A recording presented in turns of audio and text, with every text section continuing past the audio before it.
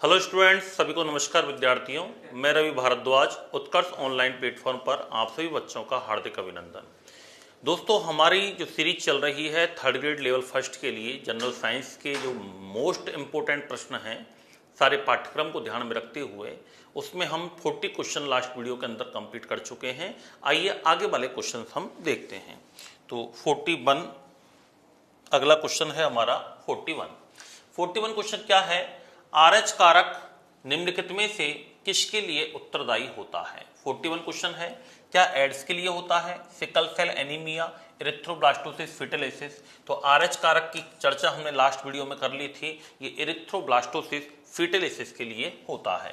Ads की हम बात करें तो एड्स का पूरा नाम क्या होता है दोस्तों? Acquired immuno deficiency syndrome. क्या नाम होता है? Acquired immuno deficiency syndrome. ये किसका नाम होता है? एड्स का नाम होता है। अगर हम बात करें दोस्तों सिकल सेल एनीमिया क्या होता है, तो इसमें जो हमारी आरबीसी होती है उस आरबीसी का आकार हसियाकार हो जाता है, जिसके कारण व्यक्ति में ब्लड की कमी बनी रहती है। उसे क्या कहते हैं? सिकल सेल एनीमिया के नाम से जाना जाता है। और ये एक आनुवांशिक रोग है। कैसा रोग है? आनुवांशिक रोग है। टर्नर सिंड्रोम की बात करें तो टर्नर सिंड्रोम स्त्रियों में होने वाला रोग है। याद रखना, स्त्रियों में गुणसूत्रों की संख्या होनी चाहिए 44 प्लस XX, लेकिन इसमें क्या होता है? एक X गुणसूत्र कम हो जाता है, तो ये रह जाती है 44 प्लस X0। और एक गुणसूत्र कम होने के कारण ऐसी महिलाओं के लक्षणों का पूर्णतया विकास नहीं हो पाता है। उनको क्या कहते हैं? टर्नर सिंड्रोम के नाम से जाना जाता है। किस नाम से जाना जाता है? टर्नर सिंड्रोम कहते हैं। तो 41 का आंसर हो जाएगा सी। अगला क्वेश्चन है, एक व्यक्ति जिसका ब्लड प्रेशर बढ़ जाता है, रक्तदाब बढ़ जाता है, तो उस व्यक्ति का लगभग रक्तदाब क्या होगा? संकुचन अनुशीतलन मिलाकर के क्या होगा? तो सही आंसर क्या होगा इसका? हमारे शरीर का स्वस्थ व्यक्ति का औसत रक्तदाब होना चाहिए 120/80 mmHg। यदि इससे ज्यादा हो जाए 120 की जगह 140 हो जाए, 80 की जगह 90 हो जाए, इसका मतलब बीपी हाई है। इसे हाइपरटेंशन के नाम से जाना जाता है। और इसको मापने के लिए स्फिग्मोमैनोमीटर यंत्र के द्वारा इसका उपयोग करते हैं। किसके द्वारा किया जाता है? स्फिग्मोमैनोमीटर यंत्र द्वारा किसका मापन किया जाता है? किसका मापन करते हैं? याद रखना, रक्तदाब का मापन किया जाता है। अगला क्वेश्चन है, हिपेरिन क्या है? हिपेरिन दोस्तों एक रक्त प्रतिस्कंदक होता है जो कि हमारी रक्त वाहिनियों में रक्त को जमने से रोकता है। तो एक क्वेश्चन है कि हिपेरिन क्या है? तो हिपेरिन एक प्रतिस्कंदक कारक होता है। क्या होता है? प्रतिस्कंदक कारक होता है। हमारी बॉडी के अंदर बनता है, याद रखना, जो कि रक्त को जमने से रोकने का कार्य करता है। तो हिपेरिन क्या है बताओ? एक प्राकृतिक प्रतिस्कंदक कारक के रूप में इसको जाना जाता है। तो 43 का राइट आंसर क्या हो जाएगा दोस्तों? ए होगा। अगला क्वेश्चन है हमारा, ये हिपेरिन प्रोटीन का निर्माण, याद रखना, इसको प्लाज्मा प्रोटीन के नाम से जाना जाता है। किस नाम से जाना जाता है? प्लाज्मा प्रोटीन के नाम से जाना जाता है। अगला क्वेश्चन है, स्तनधारी रक्त में सबसे बड़ी कणिकाएं कौन सी होती हैं? Monocytes, lymphocytes, erythrocytes, basophils. तो याद रखना दोस्तों, सबसे बड़ी कणिकाएं जो होती हैं वो मोनोसाइट्स होती हैं। कौन सी होती हैं? मोनोसाइट्स होती हैं। और लिम्फोसाइट जो होती हैं ये सबसे छोटी होती हैं। कैसी होती हैं? सबसे छोटी होती हैं। इरिथ्रोसाइट्स को आरबीसी कहा जाता है। आरबीसी का जीवन काल याद रखना कितना होता है दोस्तों? 120 दिन होगा। कितना होगा? 120 दिन। बेसोफिल्स को मास्ट कोशिका कहेंगे। क्या कहेंगे? मास्ट कोशिका कहा जाता है। और बेसोफिल से 3 पदार्थ निकलते हैं। एक का नाम है हिपेरिन, एक का नाम है हिस्टामीन। क्या नाम है? हिस्टामीन। और एक का नाम क्या है दोस्तों?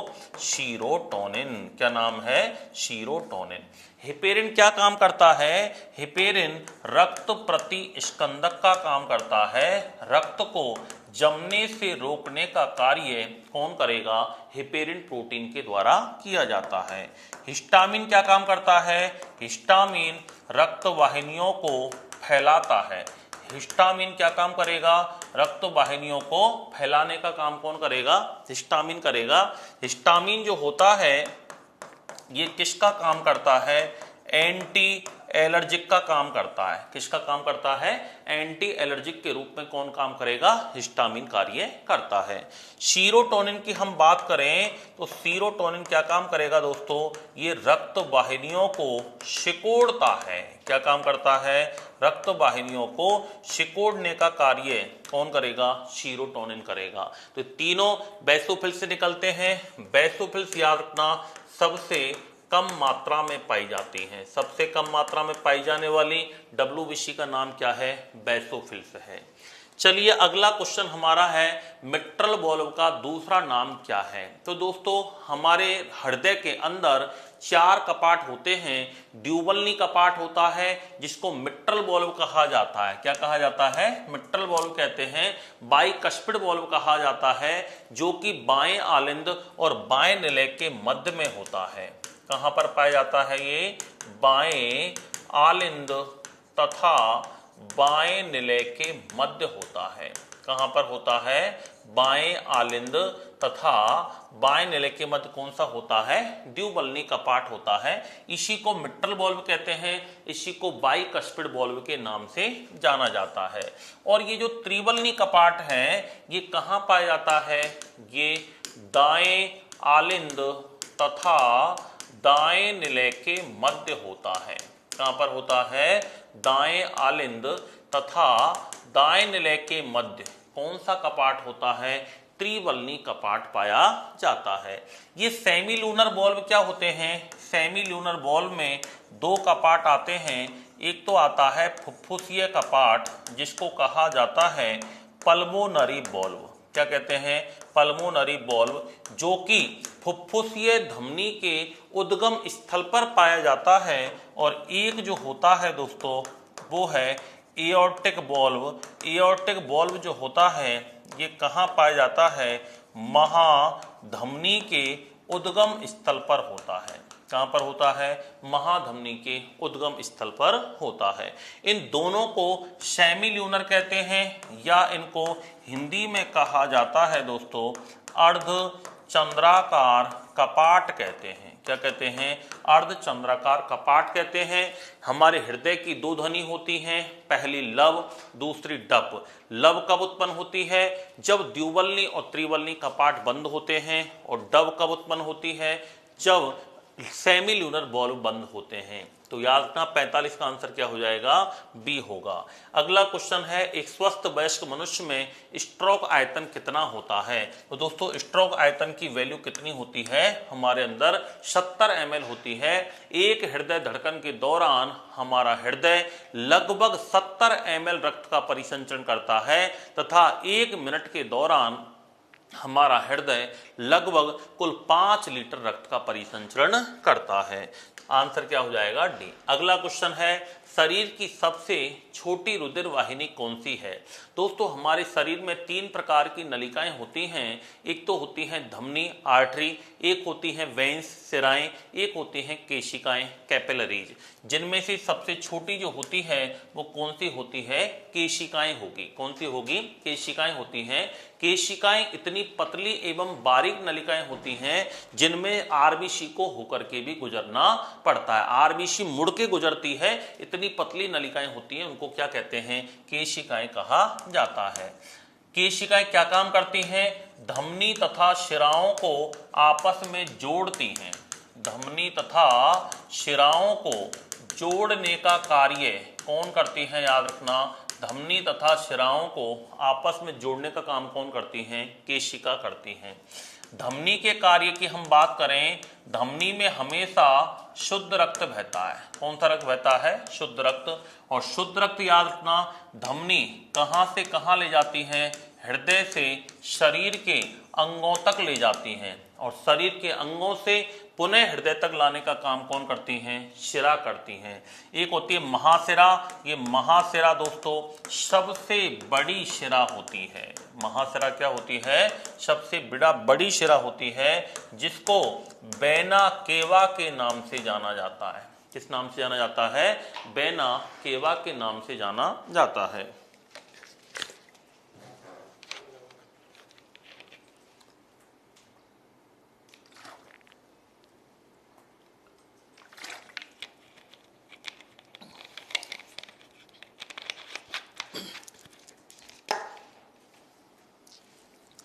तो 47 का राइट आंसर क्या हो जाएगा? ए हो जाएगा। सबसे बड़ी धमनी की बात करें हम कि सबसे बड़ी धमनी का नाम क्या है, तो सबसे बड़ी धमनी का नाम है एओर्टा। क्या नाम है? एओर्टा। सबसे बड़ी धमनी कौन सी है? एओर्टा। सबसे बड़ी शिरा कौन सी है? वेना केवा है, महाशिरा होती है। अगला क्वेश्चन है, लवण जो रक्त का थक्का जमने के लिए आवश्यक होता है, मैग्नीशियम, आयरन, फास्फोरस, कैल्शियम। याद रखना दोस्तों, कैल्शियम जो होता है ये रक्त का थक्का निर्माण में सहायक होता है। और क्या काम करता है इसके अलावा? ये पेशी संकुचन में सहायक है, मसल्स कॉन्ट्रैक्शन में सहायक है। इसके अलावा ये हमारी हड्डियों व दांतों को मजबूत बनाता है। अस्थियों व दांतों को मजबूत बनाने का कार्य कौन करता है? कैल्शियम करता है। और एक फास्फोरस करता है। ये भी हमारी अस्थि और दांतों को क्या बनाता है? मजबूत बनाता है। आयरन हमारी बॉडी में हीमोग्लोबिन निर्माण के लिए उत्तरदायी है, हीमोग्लोबिन निर्माण के लिए जरूरी होता है। और मैग्नीशियम ये पौधों में जरूरी है, याद रखना। और ये पौधों में हरेपन के लिए एक धातु पाई जाती है जिसका नाम क्या है? मैग्नीशियम। तो बताइए 48 का आंसर क्या हो जाएगा? डी। अगला क्वेश्चन है, निलयों द्वारा हृदय निर्गम में कितनी मात्रा में रक्त पंप किया जाता है? तो निलय के द्वारा दोस्तों टोटल पूरा जो चक्र होता है हमारा, वो 5 लीटर रक्त का परिसंचरण करता है। कितने का करता है? 5 लीटर। इतना ही हमारे शरीर के अंदर ब्लड की मात्रा होती है। अगला क्वेश्चन है, रक्त में अधिकांश CO2 का वहन किस रूप में होता है? दोस्तों CO2 का वहन 3 रूप में होता है। सबसे पहला एक तो होता है प्लाज्मा में घुलकर। प्लाज्मा में घुलने का मतलब होता है CO2 जल के साथ क्रिया करती है और ये बना लेती है H2CO3, जिसको कहा जाता है कार्बोनिक अम्ल। क्या कहते हैं? कार्बोनिक अम्ल कहते हैं। फिर ये H plus ion plus HCO3 minus ion में टूट जाता है, जिन्हें बाइकार्बोनेट आयन कहते हैं। और याद रखना CO2 का सर्वाधिक परिवहन, maximum transportation of carbon dioxide approximately 70% किसके द्वारा होता है? बाइकार्बोनेट के द्वारा होता है। किसके द्वारा होता है? बाइकार्बोनेट। प्लाज्मा में घुल करके मात्र 7% होता है। कितना होता है? 7% होता है, याद रखना। इसके अलावा हम बात करें बाइकार्बोनेट आयन के रूप में 70% होता है और कार्बोमिन हीमोग्लोबिन के रूप में 23% होता है। इसके रूप में कितना परसेंट होगा? 23%। तो आंसर क्या हो जाएगा? 50 का ए हो जाएगा। अगला क्वेश्चन है, 2 या 2 से अधिक तत्वों के एक निश्चित अनुपात में रासायनिक संयोग से बना पदार्थ क्या कहलाता है? जब 2 या 2 से अधिक तत्व एक निश्चित अनुपात में मिले होते हैं तो निश्चित अनुपात में मिलाने पर हमेशा किसका निर्माण होता है? यौगिक का निर्माण होता है। जैसे हाइड्रोजन के 2 ऑक्सीजन का 1 मिलकर क्या बनाता है? जल बनाता है। ये हमारे केमिस्ट्री के प्रश्न स्टार्ट हो चुके हैं। सोडियम का 1 क्लोरीन मिलकर के क्या बनाता है दोस्तों? नमक बनाता है। कार्बन के 12, हाइड्रोजन के 22, ऑक्सीजन के 11 मिलकर शक्कर बनाते हैं। क्या बनाते हैं? शक्कर। तो ये सभी क्या हैं? यौगिक हैं। मिश्रण का अर्थ होता है जब 2 या 2 से अधिक तत्वों तथा यौगिकों को किसी भी अनुपात में मिला दिया जाए तो बनने वाला पदार्थ क्या कहलाता है? मिश्रण कहलाता है। मिश्रण 2 प्रकार का होता है, समांगी मिश्रण और एक होता है विषमांगी मिश्रण। समांगी मिश्रण को बोलते हैं जब मिश्रण का प्रत्येक भाग समान हो तो उसे समांगी मिश्रण कहते हैं। जैसे जल प्लस एल्कोहल का मिश्रण, जल चीनी नमक का मिश्रण, ये समांगी है। और विषमांगी का अर्थ होता है जिसका प्रत्येक भाग समान नहीं हो। जैसे रक्त एक विषमांगी मिश्रण है, याद रखना, दिखने में समांगी होता है लेकिन रक्त, दूध, इसके अलावा ये कोलाइड विलयन होते हैं, साबुन का घोल, टूथपेस्ट, जेली, ये सब विषमांगी मिश्रण के अंदर आते हैं। जैसे रेत और जल का मिश्रण, नमक और चीनी का मिश्रण, जल और तेल का मिश्रण, ये सभी कैसे हैं, विषमांगी मिश्रण के अंतर्गत आते हैं। तो आंसर क्या हो जाएगा, 51 का सी होगा। अगला क्वेश्चन है हमारा, एक तत्व की संयोजकता किस पर निर्भर करती है। संयोजकता का अर्थ होता है दोस्तों, कोई भी तत्व अष्टक बनाने के लिए, अपना अष्टक पूर्ण करने के लिए जितने इलेक्ट्रॉन त्यागता है या जितने इलेक्ट्रॉन ग्रहण करता है या त्यागता है, वो उसकी कहलाती है बैलेंसी। क्या कहलाती है, बैलेंसी। जैसे हम बात करें, कार्बन का परमाणु क्रमांक होता है 6 और इसका इलेक्ट्रॉनिक विन्यास होता है 2 और 4। अब 4 ये अष्टक पूरा, अष्टक यानी लास्ट में 8 इलेक्ट्रॉन होना जरूरी है, तो या तो ये 4 को त्यागेगा तब इसका अष्टक पूरा होगा, या फिर 4 को ग्रहण करेगा तब इसका अष्टक पूरा होगा। इसीलिए कार्बन की बैलेंसी प्लस माइनस क्या मानी जाती है, 4 मानी जाती है। क्या मानी जाती है, 4 मानी जाती है। जैसे हम बात करें 2 और 7 9 नंबर है। जैसे हम बात करें नाइट्रोजन है, नाइट्रोजन का परमाणु क्रमांक होता है 7, तो 2 और 5 उसका क्या हो गया, इलेक्ट्रॉनिक विन्यास हो गया। अब ये 3 इलेक्ट्रॉन ग्रहण करे तो इसका अष्टक पूरा हो जाए, या फिर ये कितना त्याग दें, याद रखना 3 या तो ग्रहण करेगा तो 8 हो जाएगा, या फिर 5 को त्यागे। और हमेशा कम वाला काम होता है, जब 3 को ग्रहण करेगा तो 5 के स्थान पर कितने हो जाएंगे, 8, यानी अष्टक पूरा हो जाएगा।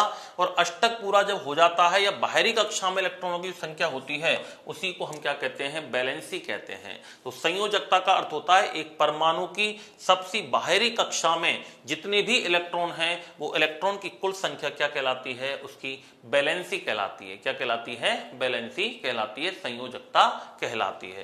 तो याद रखना, एक परमाणु के सबसे बाहरी कक्षा में उपस्थित इलेक्ट्रॉन की कुल संख्या पर क्या निर्भर करती है, बैलेंसी निर्भर करती है। जैसे कार्बन का 2 और 4 है, तो अष्टक पूरा कब होगा, या तो ये 4 त्याग दे तो अष्टक अधूरा है इसका मामला, या फिर 4 ग्रहण कर ले, इसीलिए इसकी प्लस माइनस क्या मानी जाती है, बैलेंसी 4 मानी जाती है। क्या मानी जाती है, 4 मानी जाती है। अगला क्वेश्चन है, ऋण मूलक होते हैं। दोस्तों ऋण मूलक जो होते हैं, मूलक होते क्या हैं, परमाणु के ऊपर जो आवेश पाया जाता है, एटम के ऊपर जो आवेश पाया जाता है, वो मूलक होते हैं। कैसे होते हैं, वो मूलक होते हैं, याद रखना। और ऋण मूलक अम्लीय मूलक होते हैं। कैसे होते हैं, अम्लीय मूलक होते हैं। और धन मूलक कैसे होते हैं दोस्तों, क्षारीय मूलक होते हैं। कैसे होते हैं, क्षारीय मूलकों की श्रेणी में इनको रखा जाता है। अगला क्वेश्चन है 54।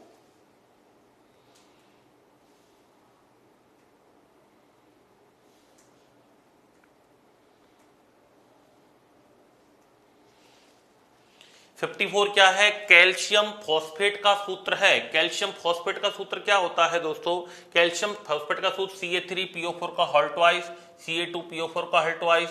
तो याद रखना, कैल्शियम फॉस्फेट का सूत्र होता है Ca3PO4 का होल ट्वाइस। क्योंकि यहां पर देखो दोस्तों, कैल्शियम की बैलेंसी होती है +2 और यहां पर PO4 जो होता है इसकी होती है 3-। ठीक है, तो ये यहां पर जुड़ेगा Ca3 और ये इधर PO4 Ca3PO4 का होल ट्वाइस।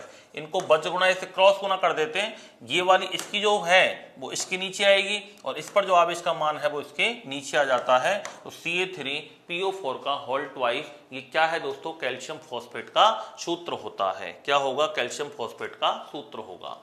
जल में हाइड्रोजन ऑक्सीजन का अनुपात कितना होगा, जल का सूत्र होता है H2O, तो बताओ 2:1 हो जाएगा। क्या हो जाएगा, 2:1 होगा।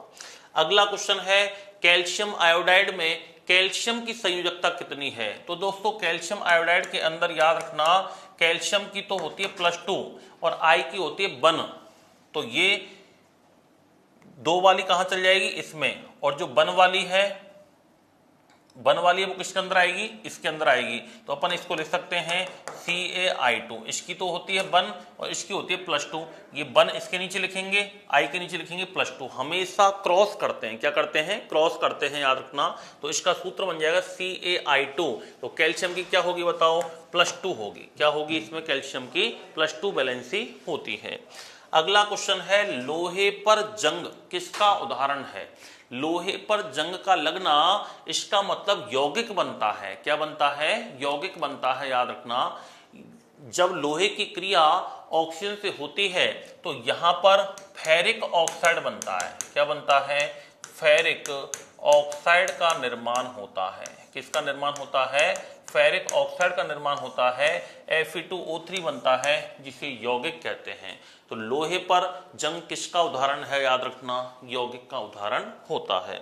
अगला क्वेश्चन है वास्तविक विलयन किस प्रकार का मिश्रण होता है। दोस्तों वास्तविक विलयन क्या विजातीय मिश्रण है, सजातीय मिश्रण है, शुद्ध पदार्थ है। तो निश्चित सी बात है विलयन एक तो पहली बात मिश्रण होता है और ये सजातीय मिश्रण होता है। कैसा होता है, सजातीय मिश्रण होता है। एक तरह समांगी विलयन के रूप में पाया जाता है। तो कैसा मिश्रण होगा बताओ, सजातीय मिश्रण। दो या दो से अधिक पदार्थों के समांग मिश्रण को क्या कहते हैं। विलयन जो होता है वो हमेशा समांगी मिश्रण होता है। विलयन होता क्या है दोस्तों, इसमें अपन कुछ बातें करते हैं। विलयन का मतलब होता है विलायक प्लस विलेय, इन दोनों से मिलकर क्या बनता है, विलयन बनता है। विलायक का मतलब होता है जिसमें घोला जाता है, जिसमें घोला जाता है उसको क्या कहते हैं, विलायक। और विलेय का अर्थ होता है जिसको घोला जाता है। जैसे आप माना कि पानी में चीनी मिला रहे हो तो पानी तो क्या है, एक अच्छा विलायक है और चीनी उसमें क्या हो जाएगी, विलेय हो जाएगी। क्या हो जाएगी, विलेय। दूसरी बात, विलायक याद रखना हमेशा अधिक मात्रा में होता है और विलेय हमेशा याद रखना कम मात्रा में होता है। और विलायक विलेय मिलकर क्या बनाते हैं, विलयन बनाते हैं। इसमें दो या दो से अधिक पदार्थों का ये समांगी मिश्रण होता है। समांगी मिश्रण का अर्थ क्या होगा, ऐसा मिश्रण जिसका प्रत्येक भाग समान हो, प्रत्येक भाग में उसके रासायनिक पदार्थों का संगठन मौजूद होता है, उसको क्या कहा जाता है, याद रखना, उसको क्या कहेंगे, समांगी मिश्रण कहेंगे।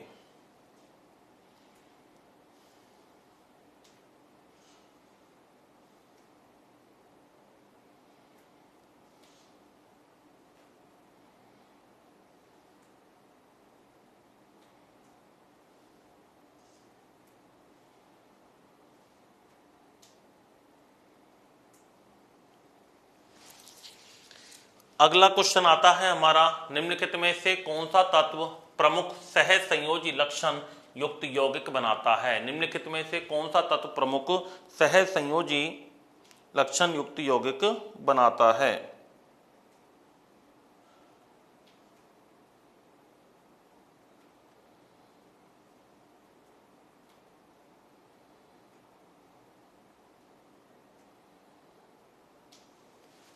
हाँ जी, क्वेश्चन नंबर 60 है हमारे सामने। निम्नलिखित में से कौन सा तत्व प्रमुख सह संयोजी लक्षण युक्त यौगिक बनाता है। Lithium, sodium, potassium, rubidium. ये सभी याद रखना दोस्तों एक ही वर्ग के सदस्य हैं। ये ली ना के रब से फ्रांस बोलते हैं इनको।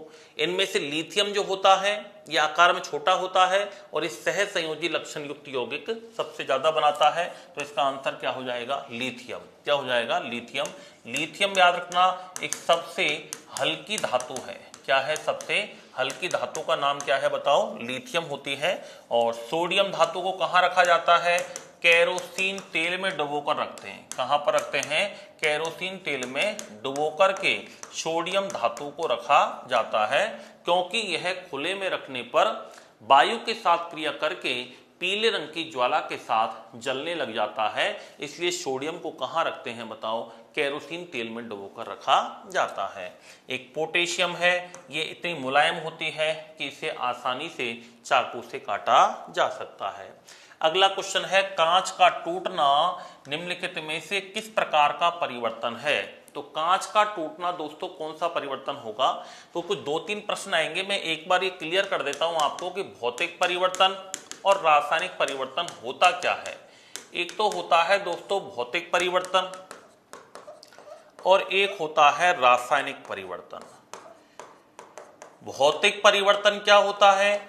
ऐसा परिवर्तन जिसमें मूल पदार्थ या पदार्थ की अवस्था में बदलाव होता है, पदार्थ का रंग बदल सकता है, पदार्थ की आकार आकृति बदल सकती है, उसका क्षेत्रफल बदल सकता है, घनत्व बदल सकता है, आयतन बदल सकता है, लेकिन उसके रासायनिक गुणों में कोई परिवर्तन नहीं होता है। ऐसे परिवर्तन को क्या कहते हैं? भौतिक परिवर्तन कहते हैं। जैसे पानी का जमना, बर्फ का पिघलना, बारिश के द्वारा पानी का आना, पानी का सीधा भाप के रूप में बदलना, कांच का टूटना, मोमबत्ती का पिघलना, लोहे का चुंबक में बदलना, इसके अलावा हीरे का ग्रेफाइट में बदलना, ये सभी भौतिक परिवर्तन हैं। कैसे परिवर्तन हैं ये? भौतिक। भौतिक परिवर्तन हमेशा कैसे होते हैं? अस्थायी होते हैं। अस्थायी का मतलब होता है कि इसमें मूल पदार्थ को पुनः प्राप्त किया जा सकता है। और जब अस्थायी होते हैं अर्थात वो प्रक्रम कैसे होंगे बताओ? उत्क्रमणीय होंगे, रिवर्सिबल होते हैं, मूल पदार्थ को पुनः प्राप्त किया जा सकता है। रासायनिक परिवर्तन क्या होते हैं? रासायनिक परिवर्तन में याद रखना, मूल पदार्थ से नए पदार्थ का निर्माण होता है। किसका निर्माण होता है? मूल पदार्थ से नए पदार्थ का निर्माण होता है। और मूल पदार्थ और नए पदार्थ दोनों का रासायनिक संगठन, केमिकल कंपोजिशन बिल्कुल डिफरेंट होता है, इसलिए इनको रासायनिक परिवर्तन कहते हैं। और ये परिवर्तन हमेशा हमेशा के लिए स्थायी होते हैं। जैसे दूध से दही का बनना, एक बार आपने दूध से यदि दही बना दिया तो वापस आप दही से दूध नहीं बना सकते हैं। लकड़ी का जलना, कोयले का जलना, मोमबत्ती का जलना, मोमबत्ती की जलने में याद रखना भौतिक और रासायनिक दोनों ही परिवर्तन होते हैं। कोयले का जलना, लकड़ी का दहन, पेट्रोल, सीएनजी, एलपीजी का दहन होना, आटे से रोटी का बनना, फलों का पकना, भोजन का सड़ना, भोजन को पकाना, ये सारे याद रखना कैसे परिवर्तन हैं? रासायनिक परिवर्तन होते हैं। कांच का टूटने में कांच का कोई रासायनिक गुण नहीं बदलता है, इसलिए बताओ ये कैसा परिवर्तन होगा? भौतिक परिवर्तन होगा। अगला हम बात करें भौतिक एवं रासायनिक परिवर्तन में अपरिवर्तित राशि क्या है? तो याद रखना, चाहे भौतिक परिवर्तन हो या रासायनिक परिवर्तन हो, द्रव्यमान में परिवर्तन नहीं होता है। और ऐसा ऑप्शन आए तो आंसर क्या करोगे? द्रव्यमान। एक याद रखना, घनत्व बराबर क्या होता है? द्रव्यमान बटे आयतन। घनत्व बराबर क्या होता है? द्रव्यमान बटे आयतन। ये फॉर्मूला याद रखना। यदि घनत्व बढ़ता है हमेशा तो आयतन उसका क्या होगा? कम होगा। घनत्व कम होगा तो आयतन उसका क्या होगा? बढ़ेगा। तो 62 का आंसर क्या हो जाएगा? ए। अगला क्वेश्चन है, निम्नलिखित में से कौन सी भौतिक प्रक्रिया नहीं है? लोह पदार्थ की आकृति को बदलना भौतिक प्रक्रिया है। आप लोहे को कितना भी कूटा पीटो तोड़ो, लोहे के गुण नहीं बदलेंगे। कोई लोहे की गाटर है, उसको तोड़ के आप कुछ भी बना सकते हो, लेकिन सारा लोहा ही रहेगा, लोहे के कोई गुण नहीं बदलते हैं। तो ये तो भौतिक प्रक्रिया होती है। लोहे पदार्थ को चुंबकीय पदार्थ में परिवर्तित करना, बिल्कुल लोहे का चुंबक में बदलना, ये भी भौतिक परिवर्तन में आता है। लोहे को पिघलाना ये भी भौतिक है। लेकिन लोहे में जंग जब लग जाती है तो फेरिक ऑक्साइड बन जाता है। क्या बन जाता है? Ferric oxide. और वापस उससे लोहा प्राप्त नहीं होता है, याद रखना। इसलिए कैसा परिवर्तन है? रासायनिक परिवर्तन है, ये भौतिक परिवर्तन में नहीं आता है। एक क्वेश्चन आता है कि जब लोहे पर जंग लग जाए तो लोहे पर जंग लगने पर भार में क्या परिवर्तन होता है? तो लोहे पर जंग लगने पर याद रखना भार बढ़ता है। क्या हो जाता है? भार बढ़ता है। 63 का आंसर क्या होगा? डी होगा। अगला क्वेश्चन है, सेब को काटने के कुछ समय पश्चात उसका रंग भूरा हो जाना किस प्रकार का परिवर्तन है? सेब, बैंगन, आलू कुछ सब्जियां हैं, जैसे इनको हम काटते हैं तो याद रखना यदि क्वेश्चन है कि ताजा कटे हुए सेब में कौन सा परिवर्तन है, तब तो आंसर होगा भौतिक। क्योंकि सेब को काटना, फलों को काटना, सब्जियों को काटना ये भौतिक के अंदर आते हैं। लेकिन सेब को काटने पर आप थोड़ी देर के लिए उसको रख दो, उस पर एक भूरे रंग की परत बन जाती है, उसको अपन कहते हैं रासायनिक परिवर्तन। क्या कहते हैं उसको? रासायनिक परिवर्तन। अगला क्वेश्चन है, निम्नलिखित में से कौन सा भौतिक परिवर्तन का उदाहरण है? दूध का फटना रासायनिक परिवर्तन है, दूध फटने के बाद दूध प्राप्त नहीं कर सकते हैं।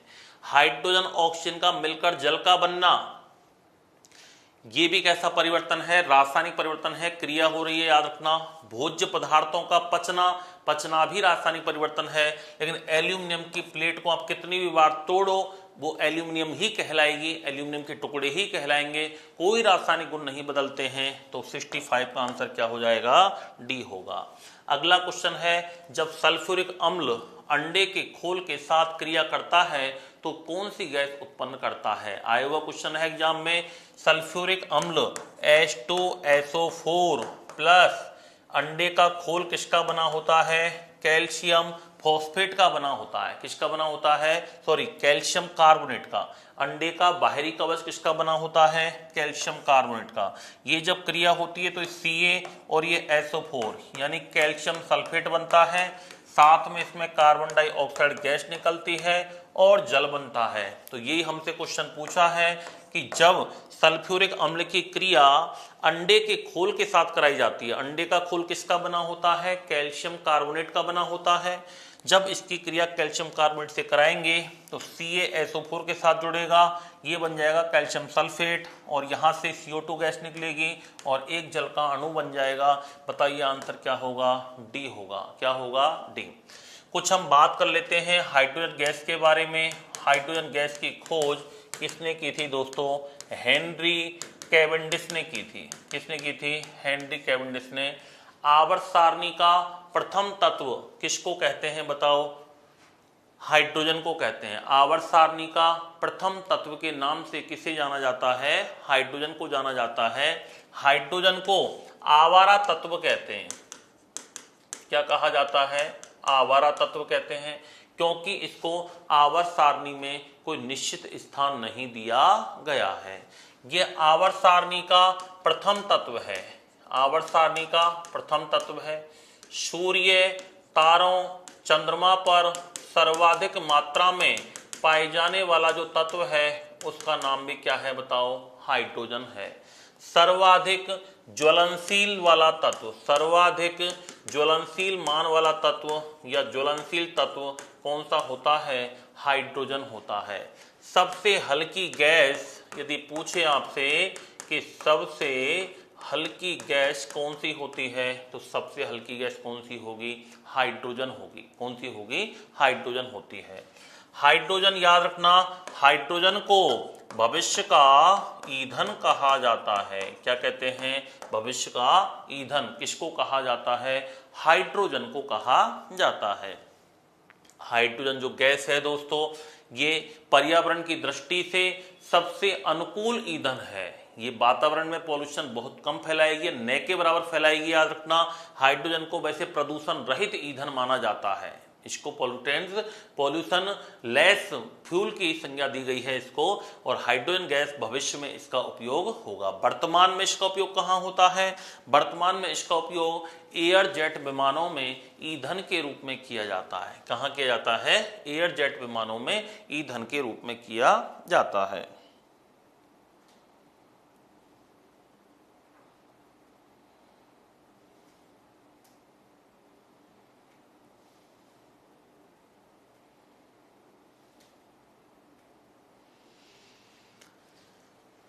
नाइट्रोजन गैस की हम बात करें, नाइट्रोजन गैस की खोज की है दोस्तों रदरफोर्ड ने।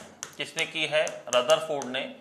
वातावरण में या वायुमंडल में सर्वाधिक मात्रा में पाई जाने वाली गैस है। वायुमंडल में सर्वाधिक मात्रा में कौन सी गैस पाई जाती है? नाइट्रोजन। लगभग 78.08% होती है। कार्बन मोनोऑक्साइड ये शरीर के लिए हानिकारक गैस है। तो बताओ सही आंसर तो इसका क्या होगा? कार्बन डाइऑक्साइड होगा। अगला question, question number 67।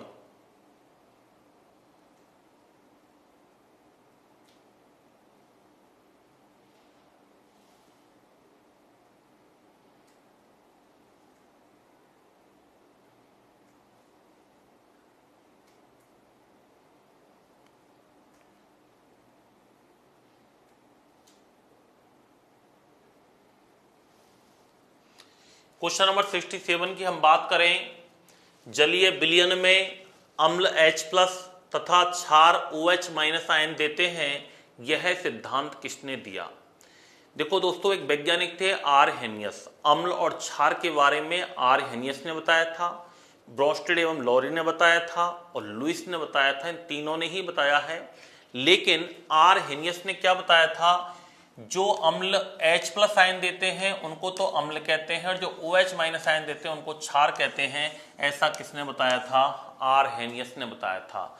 Bronsted lorry ने क्या बताया था कि जो प्रोटॉन दाता होते हैं वो क्या होते हैं? अम्ल होते हैं। क्या होते हैं? अम्ल।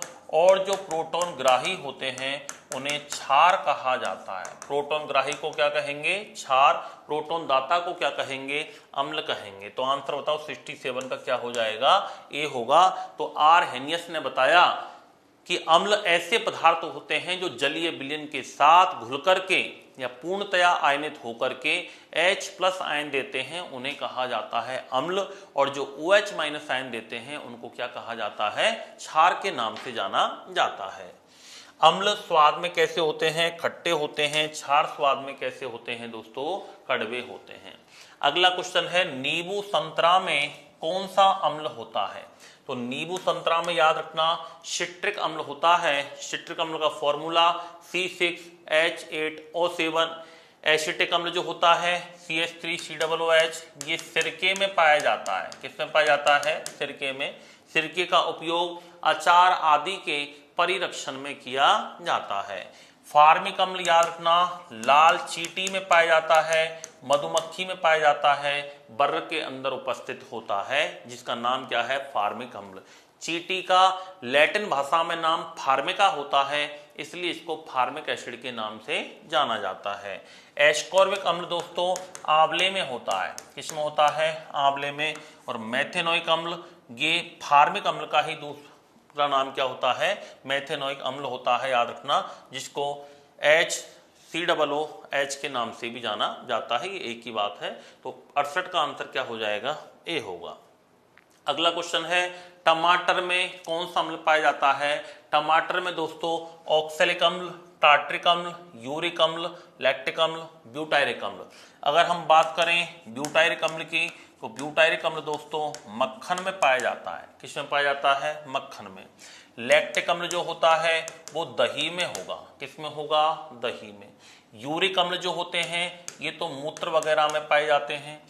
टार्ट्रिक अम्ल जो होता है ये अंगूर में होता है और इमली में होता है। और ऑक्सैलिक अम्ल याद रखना टमाटर में होता है। तो आंसर क्या हो जाएगा? ए हो जाएगा। ऑक्सैलिक अम्ल को सबसे पहले याद रखना सारेल के वृक्ष से प्राप्त किया गया था। किससे प्राप्त किया गया था? सारेल के वृक्ष से। और ऑक्सैलिक अम्ल का उपयोग कहाँ होता है? कपड़ों से जंग आदि के दाग धब्बे हटाने में किसका प्रयोग किया जाता है? ऑक्सैलिक अम्ल का प्रयोग किया जाता है। तो जंग आदि के दाग धब्बे हटाने में किसका प्रयोग करते हैं? बताओ। ऑक्सैलिक अम्ल का प्रयोग करते हैं। अगला क्वेश्चन है, किस अम्ल को अम्लों का राजा कहते हैं? तो आप सभी जानते हैं, सिंपल प्रश्न है। सल्फ्यूरिक अम्ल को अम्लों का क्या कहा जाता है? बताओ। राजा कहते हैं। H2SO4 को अम्लों का क्या कहेंगे? राजा कहेंगे। ये जो सल्फ्यूरिक अम्ल है इसका उपयोग और कहाँ होता है? तो वाहनों की बैटरियों में याद रखना किसका प्रयोग करते हैं? सल्फ्यूरिक अम्ल का प्रयोग किया जाता है। इसके अलावा सल्फ्यूरिक अम्ल का उपयोग कहाँ किया जाता है? तो विस्फोटक पदार्थ बनाने में करते हैं। कहाँ पर करते हैं? विस्फोटक पदार्थ बनाने में सल्फ्यूरिक एसिड का प्रयोग करते हैं। नाइट्रिक अम्ल, इसका फॉर्मूला होता है HNO3। इसको सोरे का अम्ल कहते हैं। सोना चांदी धातु के निष्कर्षण में, इसके अलावा विस्फोटक पदार्थ बनाने में, इसके अलावा अम्ल राज बनाने में किसका प्रयोग करते हैं? नाइट्रिक अम्ल का प्रयोग करते हैं। इंपॉर्टेंट है दोस्तों। अम्लराज क्या होता है? अम्लराज होता है 3 भाग HCl और 1 भाग HNO3 मिलकर के अम्लराज बनाता है, एक्वा रेजिया बनाता है। क्या बनाता है? एक्वा रेजिया बनाता है, याद रखना। और ये अम्लराज का प्रयोग कहाँ किया जाता है? सोना चांदी के निष्कर्षण में, सोने की शुद्धता ज्ञात करने में किया जाता है, या सोने के परीक्षण में किया जाता है? किसमें करते हैं? सोने के परीक्षण में। जो बेईमान सुनार होते हैं, जो धोखेबाज सुनार होते हैं, वो परीक्षण में किसका प्रयोग करते हैं? अम्लराज का प्रयोग करते हैं। तो राइट आंसर इसका क्या हो जाएगा? डी होगा। अगला क्वेश्चन है, बेयौगिक जिनका अष्टक अपूर्ण होता है कहलाते हैं। बेयौगिक जिनका अष्टक अपूर्ण होता है क्या कहलाते हैं? लुईस अम्ल, लुईस क्षार, प्रबल क्षार या प्रबल अम्ल?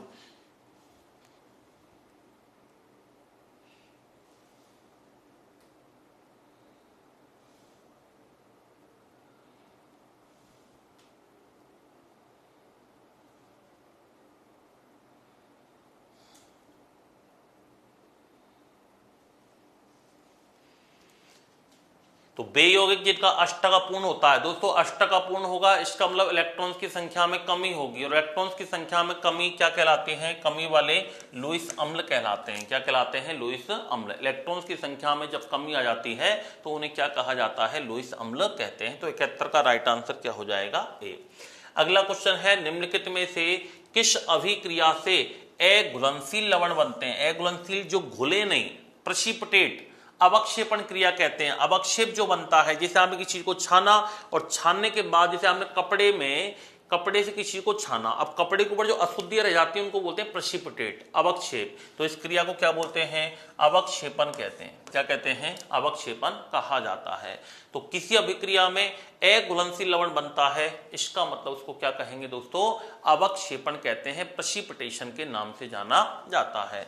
ऑक्सीकरण का अर्थ क्या होगा? किसी तत्व में ऑक्सीजन की या तो वृद्धि होती है या फिर याद रखना हाइड्रोजन की कमी होती है, तो उसको क्या कहते हैं? ऑक्सीकरण कहेंगे। अपचयन का मतलब होता है कि किसी तत्व में या तो ऑक्सीजन की कमी होगी या फिर हाइड्रोजन की वृद्धि होगी, तो बताओ उसको क्या कहते हैं? अपचयन कहते हैं। जब दोनों ही होता है, ऑक्सीकरण भी होता है, अपचयन भी होता है, यदि किसी अभिक्रिया में ऑक्सीकरण भी होता है और अपचयन भी होता है, तो उस अभिक्रिया को क्या कहते हैं? रेडॉक्स अभिक्रिया कहते हैं। क्या कहते हैं? रेडॉक्स अभिक्रिया के नाम से जाना जाता है। तो आंसर इसका क्या हो जाएगा? सी है। ऑक्सीकरण अपचयन हमने पढ़ लिया है। उदासीनीकरण का मतलब होता है कि अम्ल और क्षार क्रिया करके क्या बनाते हैं? लवण और जल बनाते हैं। क्या बनाते हैं? लवण और जल बनाते हैं। जैसे HCl प्लस NaOH। HCl क्या है? अम्ल है। NaOH क्या है? क्षार है। ये NaCl और ये बन जाएगा H2O। तो NaCl क्या बन गया? लवण। जल निकल गया। इस क्रिया को क्या कहेंगे? उदासीनीकरण कहेंगे। न्यूट्रलाइजेशन क्रिया के नाम से जाना जाता है। तो 72 का आंसर क्या हो जाएगा? सी होगा। बाकी सबके बारे में हमने चर्चा कर ली है। अगला क्वेश्चन है, चिली साल्टपीटर लवण NaNO3 किसका उदाहरण है? प्रबल अम्ल और प्रबल क्षार का उदाहरण है। किसका उदाहरण है ये? प्रबल अम्ल और प्रबल क्षार का उदाहरण है, याद रखना। तो प्रबल अम्ल और प्रबल क्षार जब मिलते हैं तो क्या बनता है? चिली साल्टपीटर लवण NaNO3 का निर्माण होता है। किसका निर्माण होता है? NaNO3 का निर्माण होता है। प्रबल अम्ल प्रबल क्षार लवण का उदाहरण कौन सा है? चिली साल्टपीटर लवण है। तो ये प्रबल अम्ल और प्रबल क्षार जब क्रिया करते हैं तो क्या बन जाता है? चिली साल्टपीटर का निर्माण हो जाता है।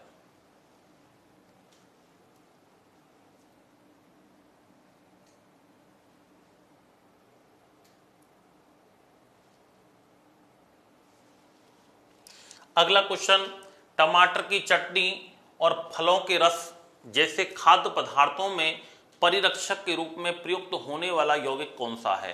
तो दोस्तों ये सॉस वगैरह आते हैं, कुछ पैकेट्स आते हैं जिनमें खाद्य पदार्थों को लॉन्ग टाइम तक हम प्रिजर्व करते हैं। कुरकुरे चिप्स वगैरह होते हैं, सॉस वगैरह होता है, जेली वगैरह होती हैं। तो इनमें थोड़ी मात्रा में सोडियम बेंजोएट मिलाया जाता है। क्या मिलाया जाता है? सोडियम बेंजोएट मिलाया जाता है। इसका सूत्र होता है C6H5 COONA।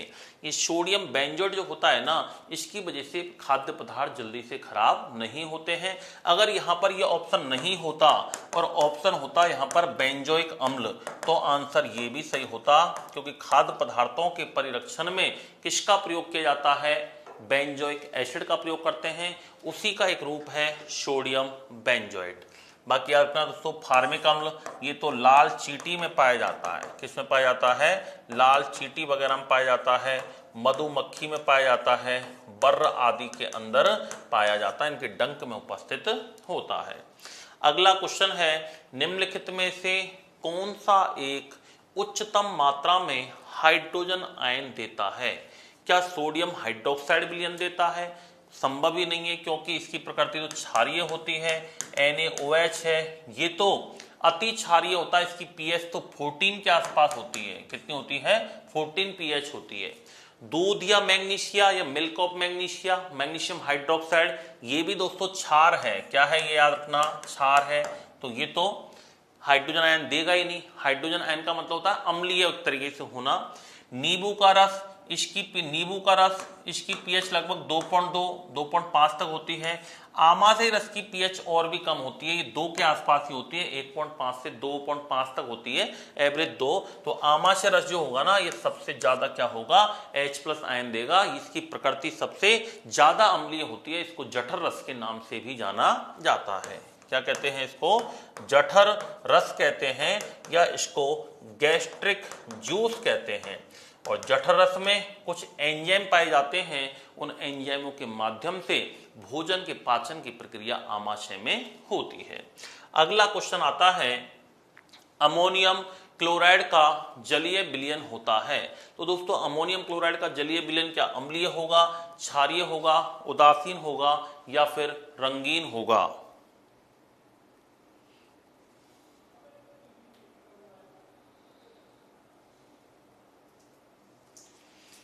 अमोनियम क्लोराइड की हम बात करें, इसका फॉर्मूला होता है NH4Cl। क्या होता है, NH4Cl। और अमोनियम क्लोराइड का जो जलीय विलयन होगा वो कैसा होगा, याद रखना, अम्लीय होता है। कैसा होता है, अम्लीय। NH4Cl का जलीय विलयन कैसा होगा, अम्लीय होगा। अगला है, भस्मों का स्वाद होता है। भस्म क्या होते हैं दोस्तों, भस्म को, क्षार को कहते हैं भस्म। भस्म का अर्थ होता है राख, और ये स्वाद में कैसे होते हैं, कड़वे होते हैं, और ये स्पर्श करने पर चिकने महसूस होते हैं। स्पर्श करने पर कैसे महसूस होते हैं, चिकने महसूस होते हैं। तो क्षार स्वाद में कड़वे होते हैं, स्पर्श करने पर चिकने महसूस होते हैं। अम्ल नीले लिटमस पेपर को लाल करते हैं, और क्षार लाल लिटमस पेपर को कैसा कर देते हैं, नीला कर देते हैं। तो भस्मों का स्वाद बताओ कैसा होगा, कड़वा।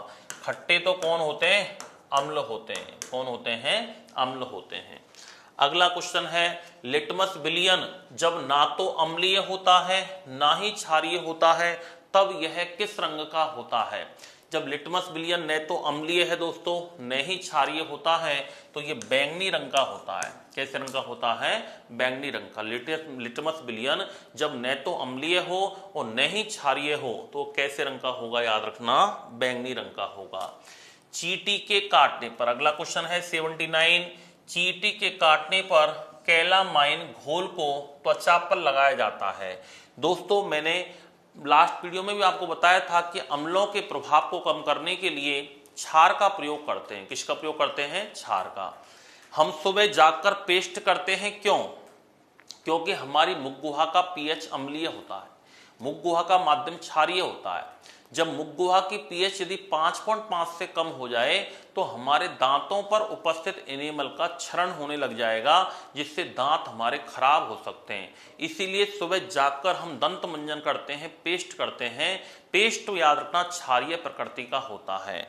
हम सुबह जब नहाते हैं, तो नहाते समय हम साबुन का यूज करते हैं, क्योंकि साबुन क्षारों का बना होता है। रात भर में हमारी बॉडी पर एसिड जम जाता है स्किन पर, उस एसिड को हटाने के लिए हम साबुन से नहाते हैं, तो साबुन क्षार होते हैं। साबुन बनाने में सोडियम हाइड्रोक्साइड और पोटेशियम हाइड्रोक्साइड का प्रयोग किया जाता है। तो क्षार जो होते हैं वो अम्लों के प्रभाव को कम कर देते हैं। तो चींटी काटने पर कैलामाइन घोल को त्वचा पर लगाया जाता है। ये कैलामाइन घोल की प्रकृति बताओ कैसी होगी? क्षारीय होगी, क्योंकि जब चींटी काटती है तो मेथेनोइक अम्ल छोड़ती है। वो क्या छोड़ती है? याद रखना, मेथेनोइक अम्ल या हमारी स्किन पर फार्मिक अम्ल छोड़ती है। और फार्मिक अम्ल जो होता है इसके प्रभाव को कम करने के लिए किसका घोल डाला जाता है? कैलामाइन घोल डाला जाता है, जिसकी प्रकृति क्षारीय होती है। अगला क्वेश्चन है, निम्नलिखित में से कौन एक अम्लीय लवण है? कौन सा एक अम्लीय लवण है? Sodium chloride, sodium carbonate, ammonium chloride, potassium sulphate. तो अभी मैंने आपको बताया था अमोनियम क्लोराइड की प्रकृति कैसी बताई थी? बताओ, अम्लीय बताई थी। तो अम्लीय लवण कौन सा होगा? अमोनियम क्लोराइड होगा, NH4Cl।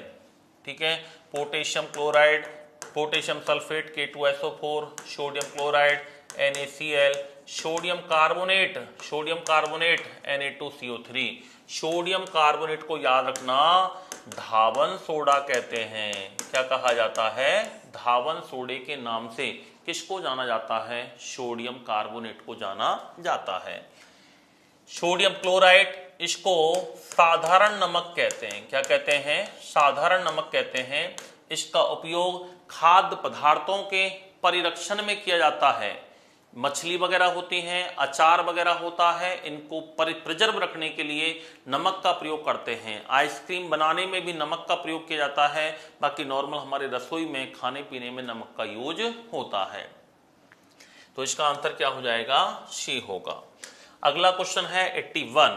तो दोस्तों यहां पर हमारे 41 से लेकर के लगभग 50 से लेकर के 80 तक हमारे केमिस्ट्री वाले प्रश्न थे कुछ इसमें। अब हम आगे पढ़ने वाले हैं जिसमें फिजिक्स के क्वेश्चन हम सॉल्व करेंगे। फिजिक्स के कुछ टॉपिक आपके हैं, बल वगैरह है, गति के नियम हैं, प्रकाश है, इनसे संबंधित कुछ क्वेश्चन हैं। आइए उनको हम सॉल्व करते हैं। सबसे पहले हम बात करते हैं त्वरण का मात्रक क्या है। ये त्वरण क्या है? त्वरण को बोलते हैं एक्सीलरेशन। त्वरण को क्या कहते हैं? एक्सीलरेशन। इसको किससे डिनोट करते हैं? ए से। त्वरण का अर्थ क्या होता है? हम कहते हैं एक्सीलरेटर खींच दो। एक्सीलरेटर खींचने का मतलब होता है वस्तु के वेग में परिवर्तन की दर। जिस वेग से वस्तु गतिशील है उसकी वेलोसिटी में चेंज कर दो तो वेलोसिटी में चेंज क्या होगा? त्वरण कहलाएगा। यदि आप वेलोसिटी बढ़ा रहे हो तो त्वरण होगा धनात्मक, वेलोसिटी घटा रहे हो तो त्वरण होगा ऋणात्मक। और ऋणात्मक त्वरण को मंदन कहते हैं, याद रखना। ऋणात्मक त्वरण को क्या कहते हैं? मंदन कहा जाता है। यदि आपने ब्रेक लगा दिया, वेलोसिटी आपकी 0 हो गई तो त्वरण भी क्या हो जाएगा? हमारा 0 हो जाएगा, याद रखना। त्वरण बराबर होता क्या है? त्वरण बराबर होता है वेग में परिवर्तन बटा समय। त्वरण बराबर क्या होगा बताओ?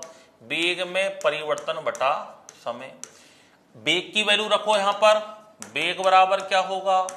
वेग बराबर होता है विस्थापन बटा समय। एक समय पहले से है तो क्या हो गया? विस्थापन बटे समय इंटू समय। विस्थापन का मात्रक क्या है? मीटर। समय का मात्रक क्या है? सेकंड। 2 है तो क्या लगा दिया? Second square. तो देख लीजिए मीटर बटा सेकंड स्क्वायर, इसका क्या हो जाएगा? सही आंसर हो जाएगा। क्या हो जाएगा? इसका राइट आंसर होगा। अगला क्वेश्चन है, व्यक्ति के चलते समय पेशीय बल आगे की तरफ तथा घर्षण बल पीछे की तरफ लगता है, यह गति के किस नियम की पुष्टि करता है? दोस्तों हम जब चल रहे हैं, चलने में कौन सा बल लगेगा? पेशीय बल। पेशीय बल तो हमें कहां ले जा रहा है? आगे की ओर। लेकिन घर्षण बल हमें कहां खींच रहा है? पीछे की ओर। क्रिया प्रतिक्रिया का नियम कहेंगे इसको। क्या कहेंगे बताओ? क्रिया प्रतिक्रिया का नियम कहेंगे।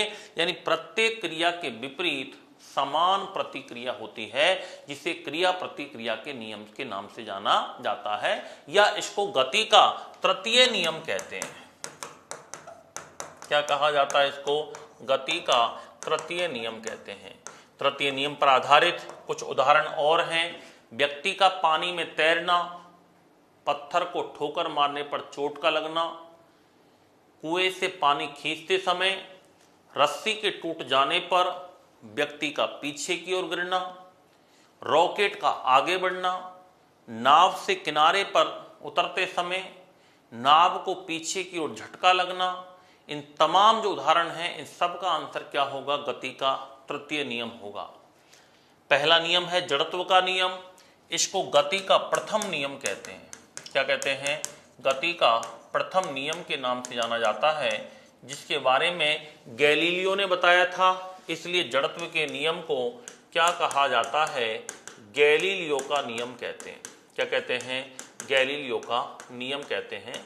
ये नियम क्या है कि यदि कोई वस्तु स्थिर अवस्था में है तो वह स्थिर ही बनी रहना चाहती है, और यदि कोई वस्तु गतिशील अवस्था में है तो वह गतिशील ही बनी रहना चाहती है, जब तक कि उस पर कोई बाह्य बल कार्य न करे। उसको क्या कहते हैं? गैलीलियो का नियम कहते हैं।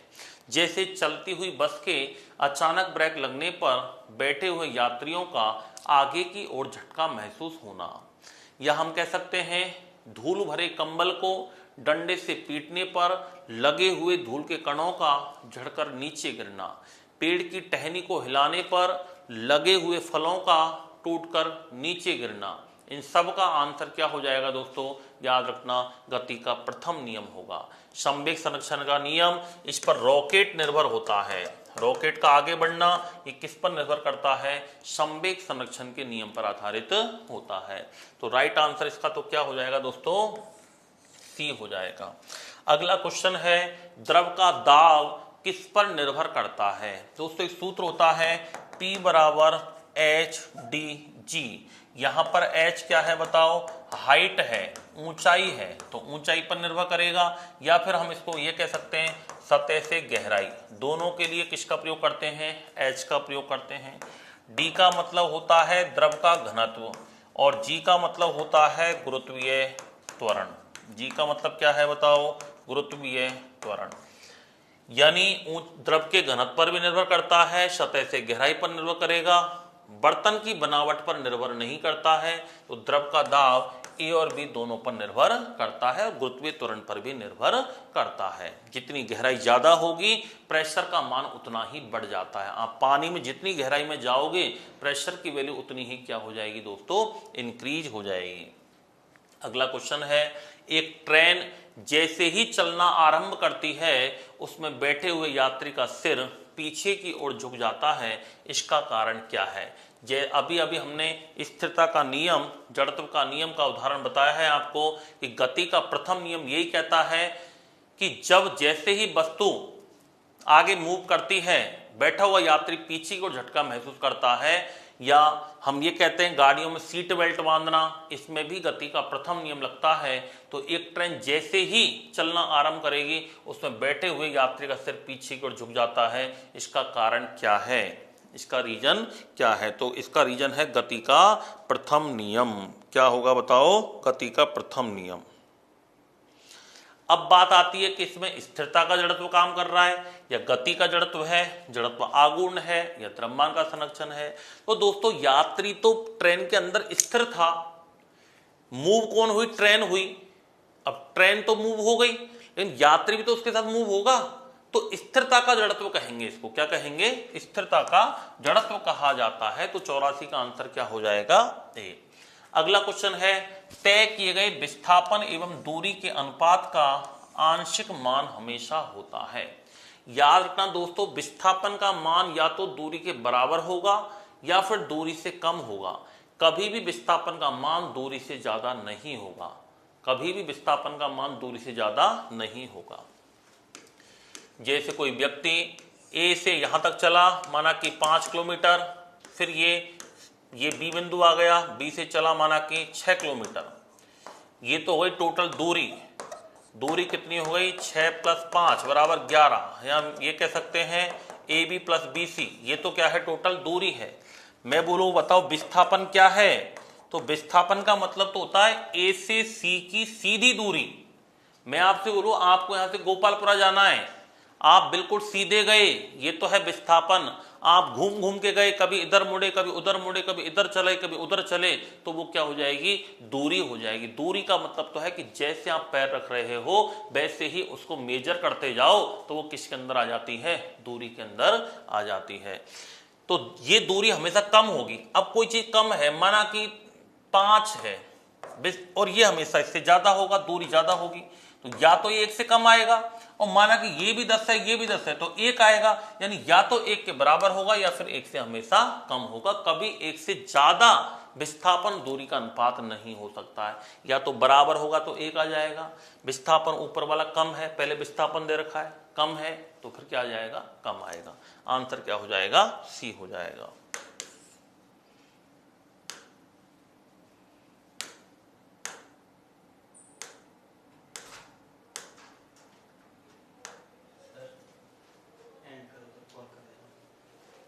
पूरा करा देता हूँ, पूरा करवा दो, एंड कर दो कॉल। यानी हुआ क्या है, लिखा था मैंने यहाँ पे,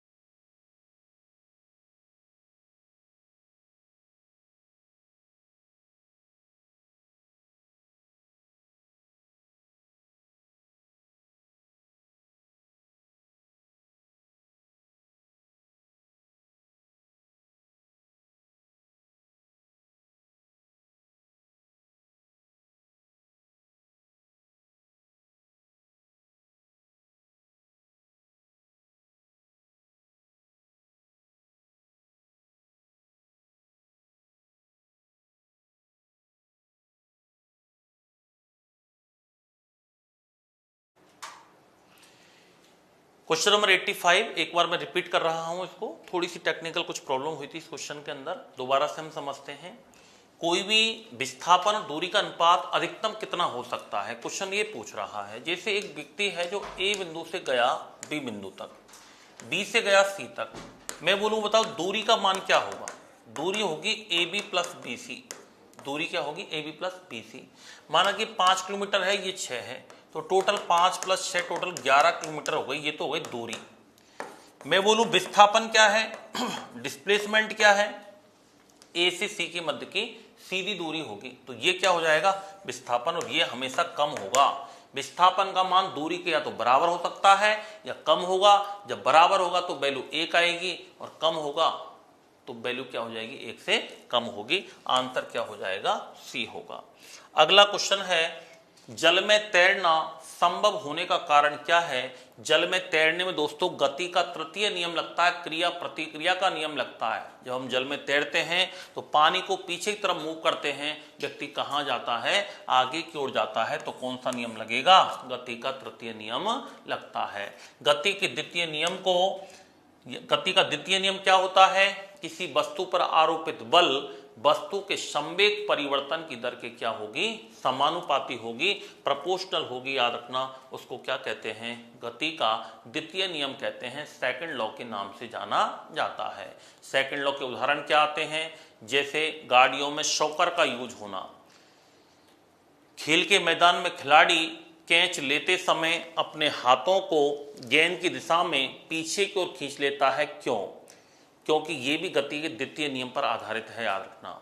लंबी कूद या ऊंची कूद के दौरान कूदने वाली मिट्टी की खुदाई कर दी जाती है, इसका नियम भी क्या है, गति का दूसरा नियम है। तो जल में तैरना, पत्थर को ठोकर मारने पर चोट का लगना, पानी में तैरना, इसके अलावा हम बात करें कुएं से पानी खींचते समय रस्सी के टूट जाने पर व्यक्ति का पीछे की ओर गिरना, इन सब में गति का तृतीय नियम लगता है। न्यूटन का गुरुत्वाकर्षण का नियम क्या है कि ब्रह्मांड में प्रत्येक पिंड प्रत्येक अन्य पिंड को एक बल के द्वारा आकर्षित करता है। यह बल दोनों पिंडों के द्रव्यमान, माना कि एक का द्रव्यमान है m1, दूसरे का है m2, इन दोनों पिंडों के द्रव्यमानों के गुणनफल के क्या होगा, समानुपाती, और इनके बीच की दूरी के वर्ग के क्या होगा, व्युत्क्रमानुपाती होगा। यानी f समानुपाती m1 m2 upon r square, तो इसको बराबर में बदलते हैं तो कैपिटल G आएगा, capital G m1 m2 upon r square. यहाँ पर G क्या है दोस्तों, G यहाँ पर गुरुत्वाकर्षण नियतांक है। G क्या है बताओ, गुरुत्वाकर्षण नियतांक है। इसकी value 6.67 into 10⁻⁻11 newton dot metre square बटा किलोग्राम स्क्वायर होती है। अगला क्वेश्चन है 87, यदि किया गया कार्य शून्य है तो बल और विस्थापन के बीच कोण का मान क्या होगा। जब बल और विस्थापन की दिशा सेम है, समान है, तो कार्य का मान धनात्मक होता है।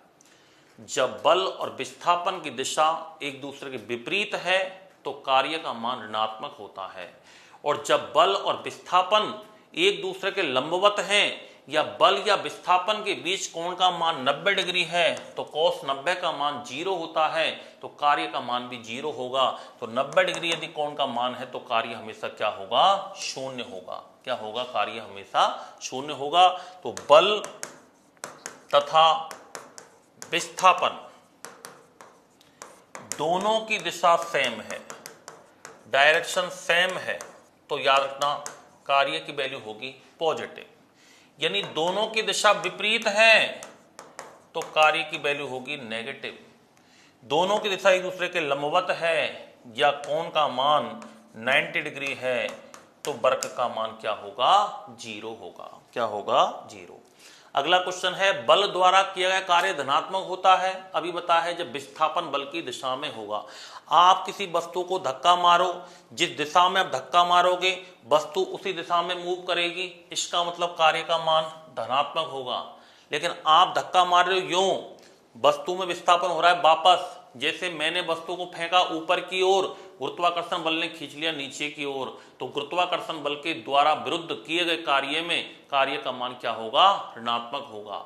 घर्षण बल के द्वारा किया गया कार्य भी कैसा होता है, ऋणात्मक होता है। तो विस्थापन बल की दिशा में होगा तब कार्य की वैल्यू क्या होगी, धनात्मक होगी। निम्नलिखित में से किस बल के कारण ब्लैक बोर्ड पर चौक से लिखने के कारण अक्षर उभर जाते हैं। तो दोस्तों, दो भिन्न पदार्थों के अणुओं के मध्य या दो अलग अलग पदार्थों के अणुओं के मध्य, यहां पर बोर्ड और चौक दोनों अलग अलग पदार्थ हैं और अलग अलग पदार्थों के अणुओं के मध्य लगने वाले बल को आसंजक बल कहते हैं। इसके कारण ही अक्षर उभर आते हैं। तो आसंजक बल क्या होगा, दो भिन्न भिन्न पदार्थों के अणुओं के मध्य कार्यरत बल क्या कहलाता है, आसंजक बल कहलाता है। तो 89 का आंसर क्या हो जाएगा, बी होगा। अगला है, एक वृत्ताकार परिधि पर, कोई वृत्ताकार परिधि है, इस पर कोई गतिमान कण है, माना कि ये कण है, गति कर रहा है, एक बाह्य बल कार्य कर रहा है। इस बल की दिशा वृत्त से केंद्र की ओर है, वृत्त से केंद्र की ओर, वृत्त से केंद्र की ओर। वस्तु द्वारा केंद्र की ओर लगने वाला बल कहलाता है अभिकेंद्रीय बल, जिसको कहते हैं सेंट्रीपिटल फोर्स। और अभिकेंद्रीय बल के विपरीत कार्यरत बल को कहते हैं अपकेंद्रीय बल। क्या कहते हैं, अपकेंद्रीय बल। अपकेंद्रीय बल एक प्रकार का आभासी बल है। कैसा बल है, आभासी बल है। यहां पर बल की दिशा वृत्त से केंद्र की ओर है। अगर ये उल्टा लिखा होता केंद्र से वृत्त की ओर, तब तो आंसर होता अपकेंद्रीय। यहां लिखा हुआ वृत्त से केंद्र की ओर, तो बताओ का आंसर क्या हो जाएगा, अभिकेंद्रीय बल। पृथ्वी सूर्य के चारों ओर, चंद्रमा पृथ्वी के चारों ओर, इलेक्ट्रॉन नाभिक के चारों ओर, सभी में कौन सा बल लगेगा, अभिकेंद्रीय बल लगेगा। कौन सा बल लगेगा, अभिकेंद्रीय बल लगता है। अपकेंद्रीय बल किसमें लगता है, कपड़े सुखाने की मशीन, दही बिलोने की मशीन, दूध से क्रीम निकालने की मशीन, सेंट्रीफ्यूज, मौत के कुएं में, इन सब में कौन सा बल लगता है, अपकेंद्रीय बल। उत्प्लावन बल क्या होता है, वह बल जो वस्तु के डूबने का विरोध करता है, जो वस्तु के डूबने का क्या करेगा, विरोध करेगा, उसको क्या कहेंगे बताओ, उत्प्लावक बल कहेंगे।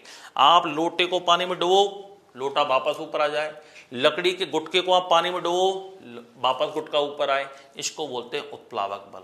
यदि हमारे द्वारा लगाए जाने वाले बल का मान उत्प्लावक बल से ज्यादा है तो वस्तु पानी में डूब जाती है, और यदि हमारे द्वारा लगाए गए बल का मान वस्तु द्वारा लगाए जाने वाले उत्प्लावक बल से कम है तो वस्तु पानी की सतह पर तैरती है, और यदि बराबर है दोनों के द्वारा तो वस्तु पानी की सतह पर आंशिक रूप से तैरती है, यानी आधी पानी के अंदर रहेगी और आधी पानी से बाहर रहेगी।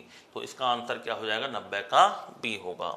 अगला क्वेश्चन है संवेग क्या है। संवेग बराबर होता है किसी वस्तु के द्रव्यमान और वेग के गुणनफल को क्या कहते हैं, संवेग कहते हैं। P बराबर mv, m का मात्रा होता है किलोग्राम, द्रव्यमान का अर्थ होता है मीटर बटा सेकंड, तो P का मात्रक क्या हो गया, किलोग्राम इंटू मीटर बटा सेकंड। और संवेग कैसी राशि है, याद रखना सदिश राशि है। कैसी राशि है, सदिश।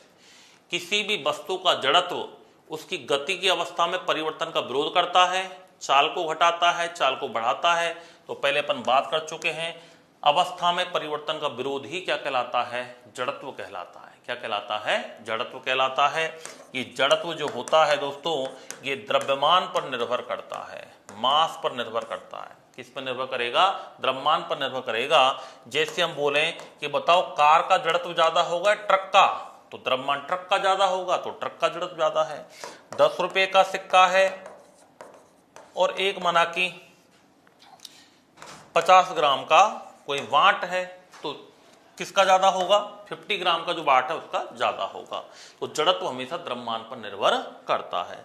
अगला क्वेश्चन है अंतरिक्ष यान जो चक्कर लगा रहा है उसके द्वारा एक वस्तु को छोड़ा जाता है तो वह, जैसे कोई अंतरिक्ष यान है वो चक्कर लगा रहा है, उससे आपने किसी वस्तु को छोड़ दिया, तो वस्तु क्या पृथ्वी की ओर गिरेगी, नहीं।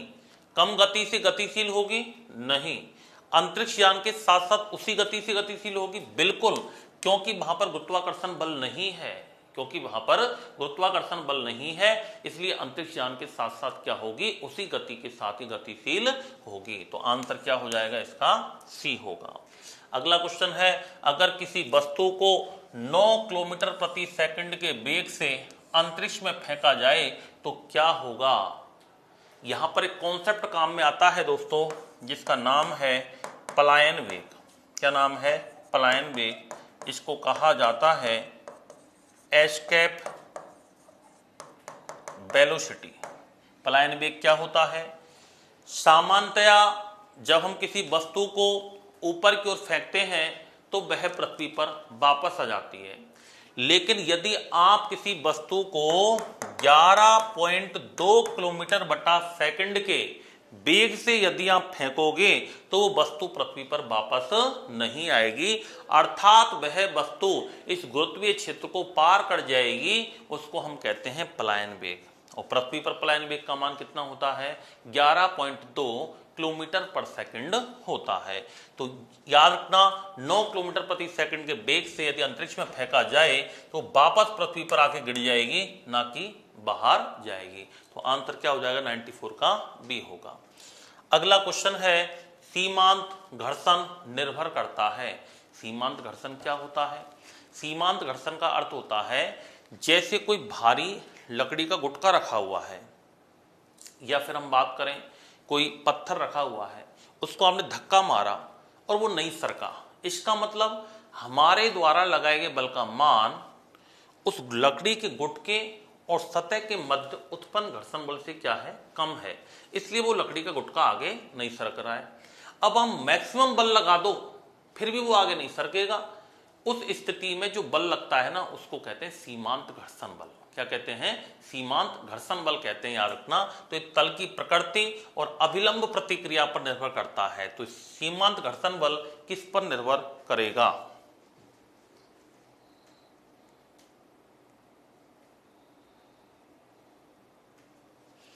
याद रखना दोस्तों, किस पर निर्भर करेगा, तल की प्रकृति पर निर्भर करता है, और अभिलंब उसके विपरीत अपोजिट कितना रिएक्शन हो रहा है उन दोनों पर निर्भर करेगा।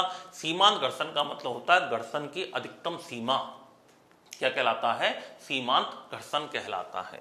अगला क्वेश्चन है, वक्रता केंद्र से ध्रुव के बीच की दूरी को क्या कहा जाता है? वक्रता केंद्र से, जैसे देखो हम बात करें, ये कोई दर्पण है, इसको पूरा गोला माना जाता है, गोले का केंद्र वक्रता केंद्र है, वक्रता केंद्र से ध्रुव के मध्य की दूरी, इसको बोलते हैं वक्रता त्रिज्या r। क्या बोलते हैं? वक्रता त्रिज्या। और ये हमसे पूछ रहा है वक्रता केंद्र से लेंस के ध्रुव या दर्पण के ध्रुव के बीच की दूरी क्या कहलाती है? वक्रता त्रिज्या कहलाती है। ये फोकस दूरी क्या होती है? देखो, जब कोई प्रकाश की किरण मुख्य अक्ष के समानांतर जाती है, दर्पण से टकराने के पश्चात जिस भाग पर काटती है उसको कहते हैं फोकस बिंदु। क्या कहते हैं? फोकस बिंदु। और फोकस बिंदु और दर्पण के ध्रुव के मध्य की दूरी क्या कहलाती है? फोकस दूरी। बताओ F और R तो ये पूरी है और F ये आधी है, तो हम ये लिख सकते हैं क्या? R बराबर 2F। फोकस दूरी का डबल क्या हो जाएगी? वक्रता त्रिज्या हो जाएगी, याद रखना। तो इसमें फोकस दूरी भी आ गया, फोकस बिंदु भी आ गया, वक्रता त्रिज्या भी आ गया और वक्रता केंद्र। ये तो है वक्रता केंद्र, O के मध्य की दूरी वक्रता त्रिज्या, ये फोकस बिंदु और O के मध्य की दूरी फोकस दूरी। तो 96 का आंसर क्या होगा? सी होगा। अगला क्वेश्चन है, निम्नलिखित में से किस प्राकृतिक परिघटना के कारण खतरों के संकेत लाल रंग के बनाए जाते हैं? किस प्राकृतिक परिघटना के कारण खतरों के संकेत? तो दोस्तों, एक घटना आपने पढ़ी होगी थ्योरी में, प्रकाश का प्रकीर्णन, प्रकाश का फैलना। जिस रंग की तरंगदैर्घ्य जितनी ज्यादा होगी, प्रकीर्णन उतना ही कम होता है। लाल रंग की तरंगदैर्घ्य सबसे ज्यादा होती है, लाल रंग का प्रकीर्णन सबसे कम होता है। इसीलिए खतरे के संकेत के लिए लाल रंग का प्रयोग किया जाता है। तो इसका आंसर क्या हो जाएगा दोस्तों? प्रकीर्णन होगा। क्या आंसर होगा इसका? प्रकीर्णन इसका आंसर होगा। अपवर्तन का मतलब होता है एक माध्यम से किरण दूसरे माध्यम में जाती है, अपने पथ से विचलित हो जाती है, उसको अपवर्तन कहते हैं। और जिस माध्यम में किरण जाती है उसी माध्यम में किरण अपनी वापस आ जाती है, तो उसको परावर्तन कहते हैं। और किसी अवरोधक सतह से टकराकर मुड़ने की घटना को क्या कहते हैं? विवर्तन कहते हैं। क्या कहते हैं? विवर्तन। हमें जो दर्पण में चेहरा दिखाई देता है, ये परावर्तन के कारण दिखाई देता है। दर्पण परावर्तन के सिद्धांत पर काम करते हैं और लेंस अपवर्तन के सिद्धांत पर कार्य करते हैं। अगला क्वेश्चन है, हाइपरमेट्रोपिया को कहते हैं दूरदृष्टि दोष। इसके निवारण हेतु किस लेंस का उपयोग किया जाता है? तो दूरदृष्टि दोष में क्या होता है? दूर की वस्तुएं साफ दिखाई देती हैं, परंतु पास की वस्तुएं साफ दिखाई नहीं देती हैं। इसके निवारण के लिए किस लेंस का प्रयोग करते हैं? उत्तल। याद नहीं रहे तो S16 तो दूर में बताओ कौन सा लेंस? उत्तल। दूर में कौन सा? उत्तल। अवतल का प्रयोग किसके निवारण के लिए किया जाता है? तो निकट दृष्टि दोष के निवारण के लिए किसका प्रयोग करेंगे? अवतल का। बेलनाकार लेंस का प्रयोग किया जाता है दृष्टि वैषम्य रोग क्या होता है? जिसमें व्यक्ति क्षैतिज और ऊर्ध्वाधर दोनों दिशाओं में ठीक ढंग से नहीं देख पाता है, उसके निवारण के लिए किसका प्रयोग करते हैं? बेलनाकार लेंस का प्रयोग करते हैं।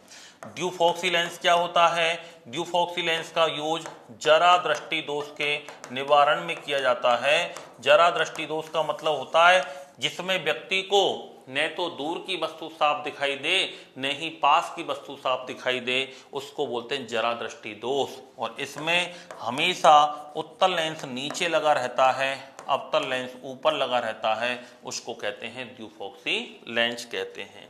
अगला क्वेश्चन है, समुद्र नीला दिखाई देता है क्योंकि दोस्तों इसमें प्रकाश का परावर्तन होता है और जल के कणों द्वारा प्रकाश का क्या होता है? प्रकीर्णन होता है। तो समुद्र का रंग नीला दिखाई देना, आकाश का रंग नीला दिखाई देना, इसका कारण क्या है? बताओ। प्रकाश का प्रकीर्णन है। तो आंसर क्या होगा? बी होगा। सामने रखे दर्पण में पीठ के पीछे की ओर दीवार, देखो यहां पर यदि दीवार को पूछे तब तो दीवार की 1/3 दर्पण की लंबाई होनी चाहिए, और यदि वस्तु की पूछे तो आधी होना जरूरी है। वस्तु की पूछे तो आधी, d बार की पूछे तो 1/3। तो आंसर क्या हो जाएगा 1/3। अगला क्वेश्चन है अवतल लेंस से बनने वाला प्रतिबिंब कैसा होता है। तो दोस्तों अवतल लेंस से बनने वाला प्रतिबिंब सीधा होगा, आभासी होगा और छोटा होगा। उत्तल लेंस से प्रतिबिंब मोस्टली बड़े बनते हैं और अवतल लेंस से प्रतिबिंब कैसे बनते हैं, छोटे बनते हैं और सीधे बनते हैं। कैसे बनते हैं, सीधे और आभासी बनते हैं। ये आभासी क्या होता है, जिसे पर्दे पर प्राप्त किया जा सकता है वो तो होता है वास्तविक, और आभासी का अर्थ होता है जिसकी इमेज फॉर्मेशन नहीं होता है, जिसका वास्तविक प्रतिबिंब नहीं बनता है, उसको कहते हैं आभासी। क्या कहते हैं, आभासी। जैसे जिसमें किरणें वास्तव में नहीं काटें, पीछे की ओर मिलाकर के उनको काटें, तब उसको क्या बोलते हैं, याद रखना, आभासी प्रतिबिंब कहते हैं। क्या कहते हैं, आभासी प्रतिबिंब कहा जाता है। अवतल लेंस को अपसारी लेंस कहते हैं, जो कि अनंत से आने वाली किरणों को फैलाता है। क्या कहलाता है, अपसारी लेंस कहते हैं इसको। अनंत से आने वाली किरणों को क्या करता है, ये फैलाता है। जैसे ये अवतल लेंस है, ये प्रकाशीय किरण आई, ऐसे फैल जाती है, इससे ये ऐसे फैल गई। अब इनको वापस पीछे की तरफ, ये बताओ आगे जाके कहीं मिलेंगी क्या, कहीं नहीं मिलेंगे। इसका मतलब वास्तविक प्रतिबिंब नहीं बनेगा। इनको पीछे की तरफ मिलाएंगे तो ये जहां पर मिलेंगी वहीं पर क्या बनेगी, इमेज बनेगी। तो छोटा, आभासी और सीधा प्रतिबिंब बनता है। आंसर क्या हो जाएगा, डी हो जाएगा। अगला क्वेश्चन है लेंस की क्षमता क्या होती है। इसका सूत्र होता है दोस्तों एक, P बराबर 1/f। फोकस दूरी मीटर में मानते हैं इसको। फोकस दूरी का उल्टा क्या कहलाता है, लेंस की क्षमता कहलाती है। उत्तल लेंस की क्षमता हमेशा धनात्मक होगी और अवतल लेंस की क्षमता हमेशा कैसे होगी दोस्तों, ऋणात्मक होगी। और इसका मात्रक की बात करें तो इसका मात्रक जो होता है वो होगा डायोप्टर, जिसको कैपिटल डी से डिनोट किया जाता है। किससे डिनोट करते हैं, कैपिटल डी से डिनोट करते हैं। तो आंसर क्या हो जाएगा, बी। अगला क्वेश्चन है यदि वस्तु की स्थिति फोकस बिंदु व प्रकाशिक केंद्र के मध्य हो तो प्रतिबिंब की स्थिति वस्तु की ओर हो तो प्रतिबिंब कैसा बनेगा, प्रतिबिंब कैसा बनेगा। यदि वस्तु की स्थिति हम बात करें, इसमें फोकस बिंदु और प्रकाशिक केंद्र के मध्य में है, यानी हम बात करें जैसे कोई भी हो सकता है, वस्तु के फोकस बिंदु प्रकाशिक केंद्र के मध्य हो तो प्रतिबिंब की स्थिति वस्तु की ओर होनी चाहिए। यानी इसमें छठी स्थिति आती है इसके अंदर, प्रतिबिंब कैसा बनेगा, वस्तु से बड़ा वास्तविक उल्टा, वस्तु से बड़ा आभासी सीधा, वस्तु से छोटा वास्तविक उल्टा, वस्तु से बहुत बड़ा उल्टा और वास्तविक बनता है।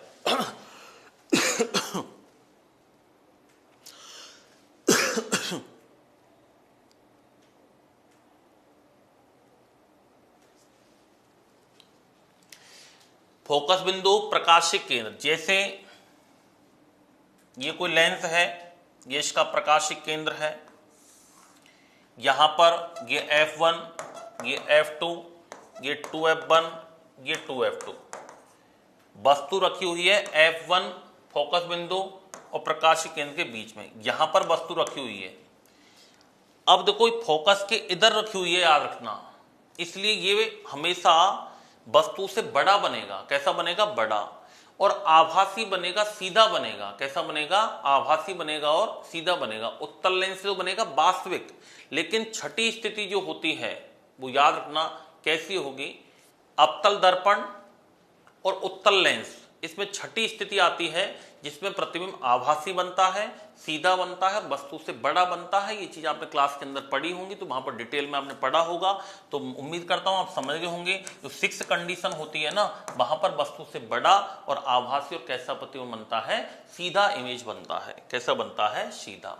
निम्नलिखित में से किस रंग का प्रकीर्णन सबसे कम होता है। तो सबसे कम प्रकीर्णन होता है लाल रंग का, क्योंकि इसकी तरंग दैर्ध्य सबसे ज्यादा होती है। वेवलेंथ इसकी क्या होती है दोस्तों, सर्वाधिक होती है, इसलिए इसका प्रकीर्णन सबसे कम होता है। और बैंगनी का सर्वाधिक प्रकीर्णन होता है, क्योंकि बैंगनी रंग की तरंग दैर्ध्य जो होती है वो सबसे कम होती है। अगला क्वेश्चन है किसी गोलीय दर्पण तथा किसी पतले गोलीय लेंस दोनों की फोकस दूरी +12 सेंटीमीटर है, तो बताओ दर्पण और लेंस क्या होंगे। जब भी यदि फोकस दूरी पॉजिटिव है तो दर्पण हमेशा उत्तल होगा। क्या होगा? उत्तल। उत्तल दर्पण की फोकस दूरी पॉजिटिव होती है, उत्तल लेंस की फोकस दूरी पॉजिटिव होती है। अवतल की हमेशा कैसी होगी? नेगेटिव। कैसी होगी? नेगेटिव होगी, याद रखना। तो उत्तल दर्पण है या उत्तल लेंस है, फोकस दूरी हमेशा कैसी होगी बताओ?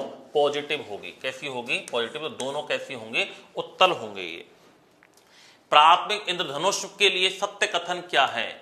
2 अपवर्तन, 2 बार पूर्णांतरिक परावर्तन, 1 अपवर्तन, 2 बार पूर्णांतरिक परावर्तन, 2 अपवर्तन, 1 पूर्णांतरिक परावर्तन।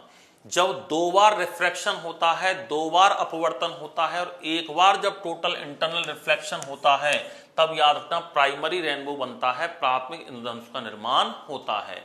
द्वितीयक की तुलना में प्राथमिक थोड़ा स्पष्ट दिखाई देता है। प्राथमिक में बैंगनी नीचे होता है, लाल रंग सबसे ऊपर होता है। द्वितीयक में लाल सबसे नीचे होता है, बैंगनी सबसे ऊपर होता है। और इंद्रधनुष के निर्माण में अपवर्तन भी होगा, परावर्तन भी होगा, वर्ण विक्षेपण भी होता है और पूर्ण आंतरिक परावर्तन भी होता है। ये सभी घटनाएं इंद्रधनुष के निर्माण में घटित होती हैं। अगला क्वेश्चन है, निम्नलिखित में से किसके प्रयोग से आंखों के निकट दृष्टि दोष, तो मैं अभी बता चुका हूं, निकट दृष्टि दोष के निवारण के लिए अवतल लेंस का प्रयोग करते हैं, कॉनकेव लेंस का प्रयोग किया जाता है। दूर के लिए उत्तल, जरा दृष्टि दोष में द्विफॉक्सी और दृष्टि वैषम्य में बेलनाकार लेंस का प्रयोग किया जाता है।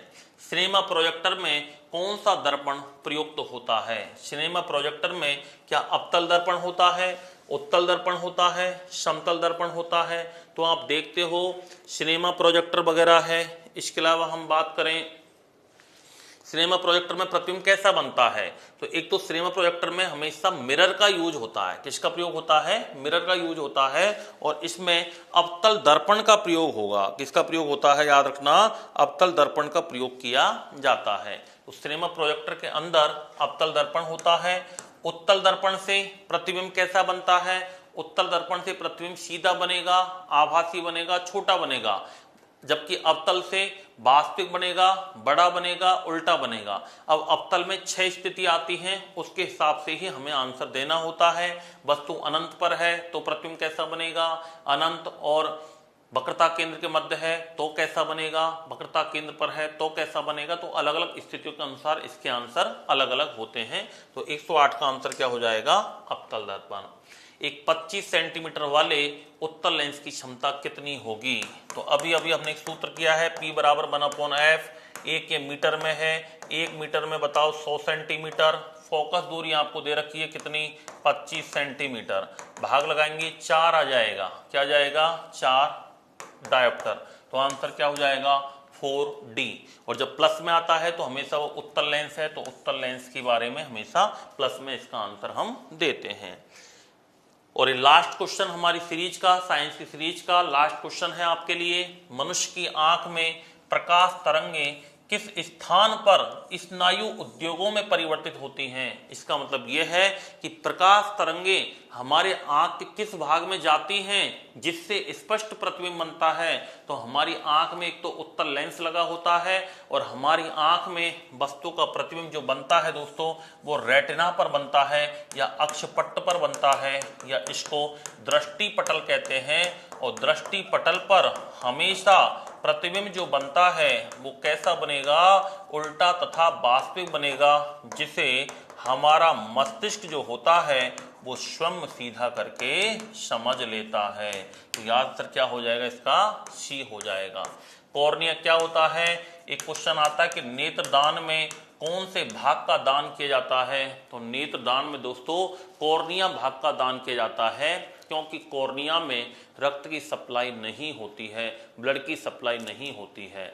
मृत्यु से 6 से 8 घंटे बाद तक नेत्रदान किया जा सकता है। मृत्यु से याद रखना 6 से 8 घंटे बाद तक हम नेत्रदान कर सकते हैं। कुछ रोग से पीड़ित व्यक्ति होते हैं जिनके नेत्र नहीं लिए जाते हैं, बाकी नेत्रदान में कॉर्निया भाग का ही दान किया जाता है। लेंस जो होता है दोस्तों हमारी आंख में उत्तल लेंस होता है। कौन सा लेंस होता है? उत्तल लेंस। एक क्वेश्चन आता है कि हमारी आंख में कैमरा लगे रहते हैं, कैमरा आपकी आंखों में क्या रहते हैं? कैमरा। जिसको आपने एक बार देख लिया उसको अपन भूलते नहीं है। क्यों? क्योंकि हमारी आंख में कैमरा होता है और हमारी आंखों का कैमरा लगभग 576 मेगापिक्सल का होता है। किसका होता है? 576 मेगापिक्सल का होता है हमारी आंखों में कैमरा। इतना किसी मोबाइल में नहीं है। आईफोन 15, 16 जो भी अभी तक चल रहे हैं ना, किसी भी मोबाइल के अंदर इतना बढ़िया कैमरा नहीं है। तो सोचो भगवान ने कितना बढ़िया कैमरा लगा के हमें भेजा है। इतना स्पष्ट इमेज किसी कैमरे से नहीं बन सकती जितनी स्पष्ट इमेज आपको आंखों से देखने पर बनती है।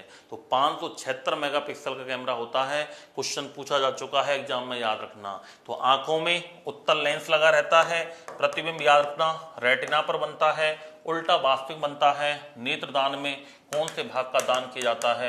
कॉर्निया भाग का दान किया जाता है। तो दोस्तों ये हमारी सीरीज थी जिसमें हमने बायोलॉजी, केमिस्ट्री और फिजिक्स के लगभग 110 क्वेश्चन व्याख्या सहित यहाँ पर हमने सॉल्व किए हैं।